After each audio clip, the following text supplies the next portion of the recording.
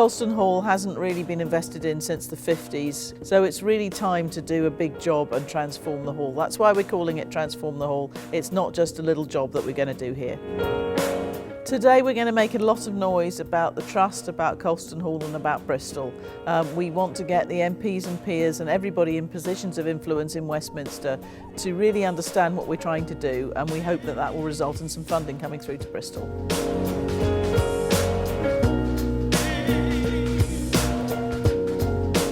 So today I'm calling on the government to recognise the national significance of the South West's major concert venue. We are the only concert hall in the whole of the UK to run a music education hub.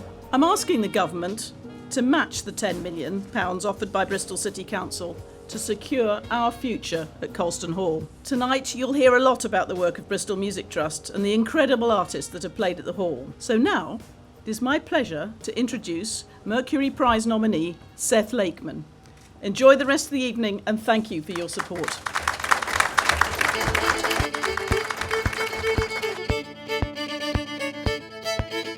It's very interesting, Colston Hall, because it is divided.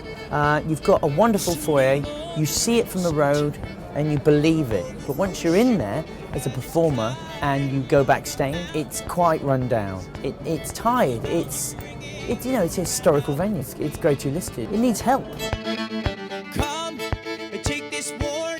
Much of music and art that takes place has historic context, and I think for an audience to be in a building that has been on that journey with the art form that you're seeing is so valuable, and it's terrific to be able to preserve that, but to give it a 21st century spin.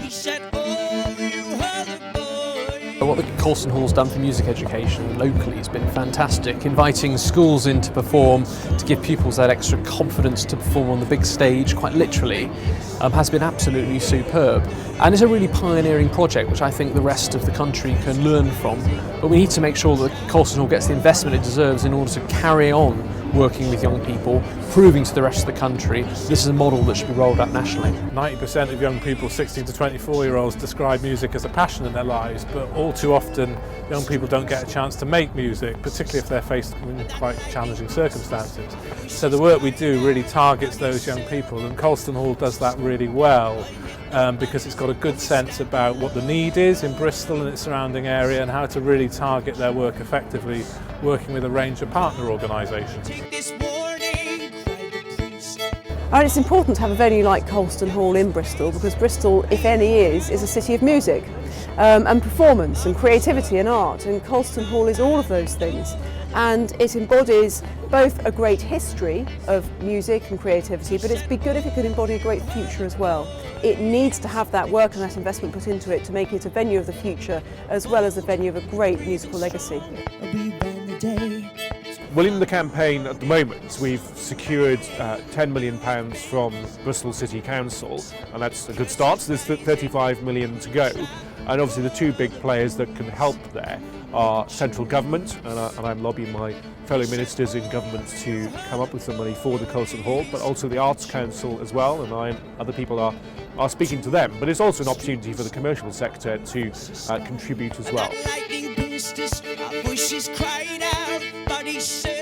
Making sure that we renew what is, with respect, a tired auditorium that many of us can celebrate but know it can be better is the right thing to do now. Right, because it can help us embrace and develop inclusion and integration in our great fabulous city.